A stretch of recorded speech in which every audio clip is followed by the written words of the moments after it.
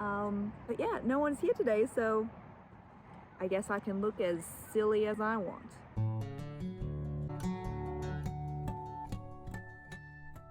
Hello everyone and welcome back to my channel. My name is Tara East. I'm a writer, blogger, YouTuber, and the author of the mystery novel Every Time He Dies.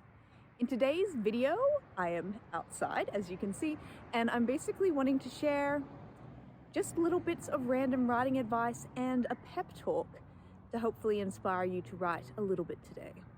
So it is an absolutely beautiful day today. There's almost no wind. It's like 23 degrees and usually it would be bitterly cold still here. But almost nobody is in the park, which is actually really nice, especially since I'm doing some filming today and I can find it very awkward and very weird to be talking to myself or talking to my phone in public, which is why I don't usually do this stuff. But yeah, no one's here today, so I guess I can look as silly as I want. So what I'm planning on doing here today is, just got a text from Mum.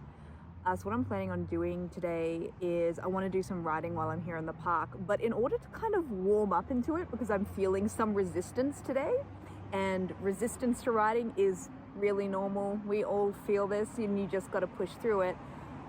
But one of the tools I'll use is if I'm feeling that resistance, I'll do some other sort of like low stakes writing first. So I've talked before about how I keep a book journal where I just write down my thoughts after I've finished reading a book. And I've gotten a little bit behind because it's another thing to do, though I love doing it. So I want to write up my thoughts on Yellowface by Rebecca Kwong, as well as Emily Wilde's Encyclopedia of Fairies. So I want to write my notes up on those two pieces, and I'm hoping that that's going to get me into that kind of writing state so that then I can jump over and start doing some work on the first draft of my next manuscript.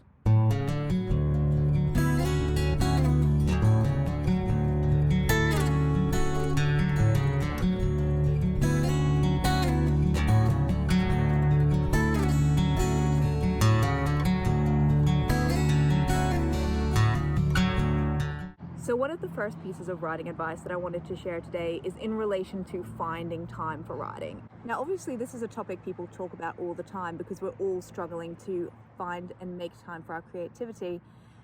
But the thing is, we often think that we need great amounts of time in order to do our writing, and that is not actually always the case, and honestly, not always that realistic.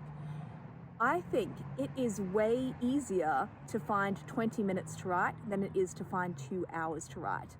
And if you are consistent and you start constantly looking for these little pockets of time in which to write in, so if you're looking for just 20 minutes a day, just 15 minutes a day, and you do that most days of the week, you'll probably find that you end up doing way more writing by working in those little pockets of time than you would if you waited until the weekend or evenings when you could have 2 hours or more in which to write. Now, so many people say I have to write, or I can only write at night after I've finished work and after I've done all the housey jobs, or on the weekends.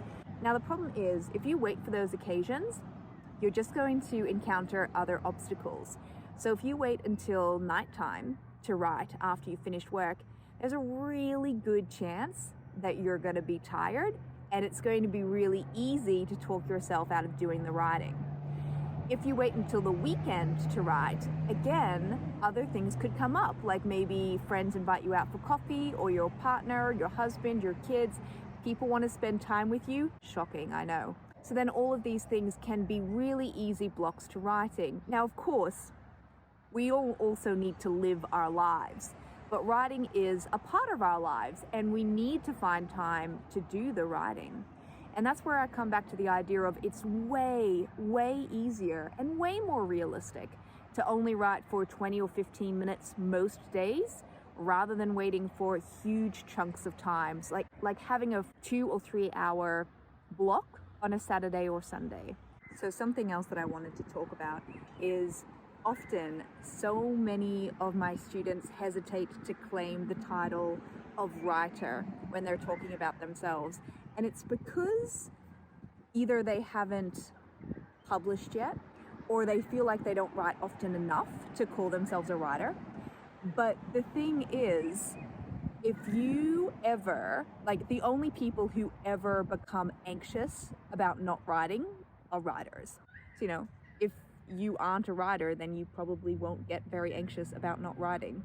So if you are the kind of person who gets stressed or feels guilty about it, then it's probably because you're a writer.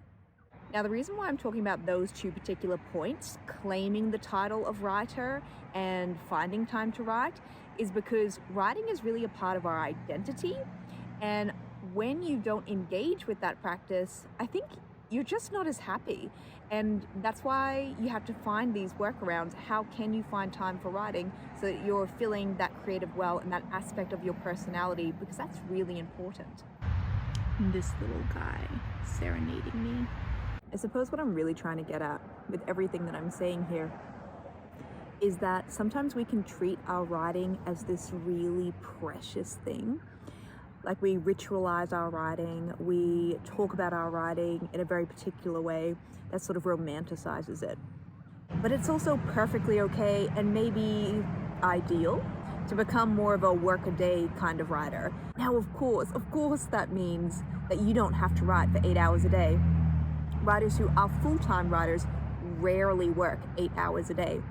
All I mean by that term, work-a-day writer, is that writing is a regular part of your daily life. It may not happen every day, but maybe it happens most days. And if you're only writing for 20 minutes a day, I feel like that's also just so much more manageable, and it doesn't have that kind of pressure to it. I know when I have a whole day off and I sort of decide I dedicate that day to writing, sometimes it's really lovely and it's really creative and it's deep work and you really get some stuff done. Other times it can feel like a lot of pressure. I have the entire day to write, so I better do something with that day and I better have some damn good pages to show for it. Now compare that to when you only have 20 minutes to write. It's just, there's ease around that. You only have to stay focused for 20 minutes. You're only going to be able to write so much in 20 minutes.